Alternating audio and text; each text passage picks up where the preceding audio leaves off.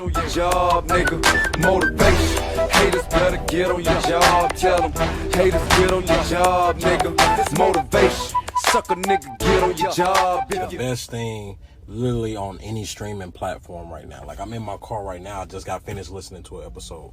I mean, it just goes into a lot of things that men are like, we just have a hard time dealing with, that we don't necessarily like express. Like, they've helped me establish like a buttload of confidence, like discipline, self-improvement, like just general advice, man. This is like, this is a game-changing podcast. Like, if you're not listening to this podcast, what are you doing? Makes no sense. Like, we need to be able to get some more self-improvement in our lives. We need a little bit more confidence, fellas. Like, we need to be able to like just talk about these things openly. So check out this podcast, man. I'm telling you, you will not regret it. Peace. Let's break down step one. Confidence. You know, when you reach the higher level of confidence, or the right confidence, is when you're surrounded by people in a room. Example, the workplace, could be school, could be a family meeting, wherever. You know, when you don't feel better than anyone else in the room, and you're just kind of there, but it doesn't ever cross your mind to compare yourself to anybody because your mind sits on a different level. You know you're not below anybody, but you know you're not above anybody. You're like on a whole different level because you're advanced mentally, and the only validation you need is a confirmation from yourself and your own. You believe that you're the best version of yourself, not the best one in the room, not the best one online, not the one on your social media, not any one of your fears or your family. You just focus on worry about you. It all starts with working on one feature at a time. You have to change the mindset of the word I can't. I can't is a weak word, it's a weak saying. It's really critical, and you have to acknowledge things and improve yourself to raise your value, the self-value. That's what determines and keeps your self-work out there. Don't be in denial. Critique yourself very, very pure, and have accountability. It could be anything that you can improve. It could be anything from grammar that you use every day while you're speaking, your posture, the way you sit in a chair, the way you stand, just the way you carry yourself. And you can also raise awareness of things around you to make yourself sharper, improve your thinking skills. Like, always think before you speak. That way you think logically and not emotionally. Slow down to think, and you execute things with reality, and your thoughts will be more wittier. Or you can even start with self-grooming, like a haircut, hair dye, get yourself together, some skincare. All that stuff makes you look better, so it helps improve your confidence. It brings out more happiness, and happiness, it stands out and people can see it on you.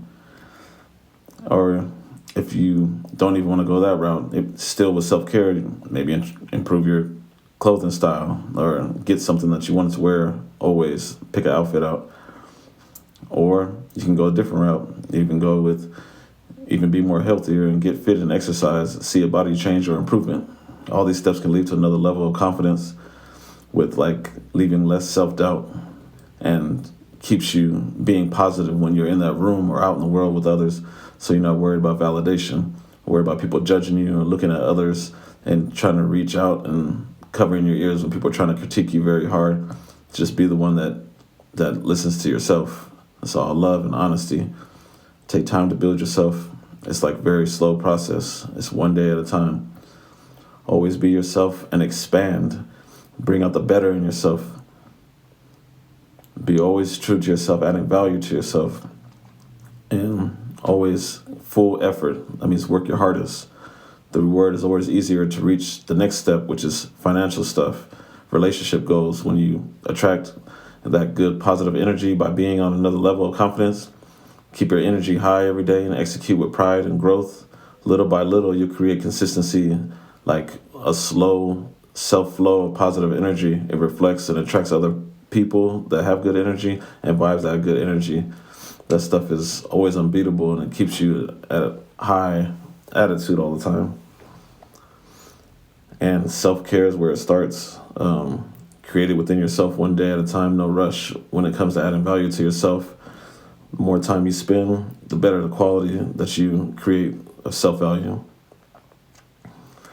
Confidence is feeling like self-assurance arising that from your appreciation from your own abilities and qualities. Be the best possible version of yourself every day. Yes, some days are going to be better than others. Some are going to be worse than others, but it's just life. We keep it rolling. And yes, people are going to hate on you and put you down. Confidence will make you try to make you feel bad. But them trying to make you feel uncomfortable is going back to square one and remembering that no one is above you or below you or anyone. Don't let them judge you physically or mentally. Keep your mental health very, very strong. That's where your test is. And just remain on a whole different level and keep creating that portfolio of hard work. All that stuff will stand out and it'll come out. Don't let nobody put you down because they want you to match their energy. They see you high and they want to bring you back down low. Fuck all the other awarenesses that they're alert on. And your value, keep increasing your value and don't even worry about it. Everybody else will see it. Make note of that and start your day with focusing on the mindset to stop making excuses and playing victim to all your other bad days and past incidents that you had. You're still alive today. You woke up today. So here's your chance to make it better. Make it better and move forward. Stop making excuses about the past and why you can't do something. Make it better every single minute, every thought. You do it by changing your mindset and leave all the negativity behind you. Don't dwell on stuff. You dwell on it, you can't go forward because you're spinning around backwards. You take one step forward, you move 5 steps backwards. Like, stop complaining. Complaining is saying I can't, and saying I can't is weak. And before we close out this session, I'll just remind everybody that self-confidence is built outside of social media, not on the gram, not on Snapchat, not on any TikTok or anything like that, trying to reach for validation from other people. To just give you a list of things that's just become unhealthy from social media. That's why I stay off these platforms. One of it is going to be emotional support, the empathy in comparison to families and friends. That stuff always throws you off. Makes you build up anxiety, feeling worried and nervous and uneasy because you're seeing things that you might not be able to match with. Of course, depression, feeling extremely low and unhappy, seeing other people gathering around with other people, their family, their friends, and you're alone, so that brings up loneliness. Your sleep quality is bad because you're always on your phone. Self-expression, expressing yourself and your feelings and thoughts because you're scared of what somebody's going to say or how they're going to respond to you, feeling like you're going to be judged. Self-identity and ability to define who you are because you can't decide what your goal is. You're seeing 10 different feedbacks and feed lines and people that you're following online, and you like this, you like that. You can't even decide who you are because you're so caught up in the social media and different things.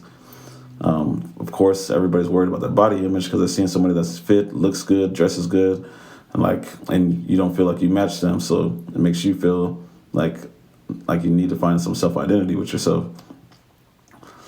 And the real world relationships are always better. Maintaining healthy relationships, talking to people on the phone, text messages, phone calls, see people in person. The online stuff, that world ain't real. And community building, feeling like you're part of the community when you see other people, activities, donations, group activities, and even parades and stuff like that, where you're out just communicating with the community and building that up. Of course, people hating on each other, so that's just online bullying. That's just abusive behavior towards everybody. And some people applaud it and laugh at it, make videos out of it, and everybody extends it on, and other people change the channel and don't want to see it. So it all goes different things. And then the last is going to be the fear of missing out. You're so stuck in the house and online, recording and posting out that you're not even really getting out in the real world, and you might feel like you're missing out on things. And that also brings depressions and all that stuff's just not good. All this research was by Dr. Becky Inkster from the University of Cambridge back in 2020. It was researched on 1,500 people ranging from 18 to 31. And these are all the habits and issues that people had just from being on social media more than 3 hours a day. So I said, put that phone down and create something better for yourself. Get started. Stop making excuses. Your job, nigga, motivation. Haters better get on your job. Tell them haters get on your job, nigga. It's motivation. Suck a nigga.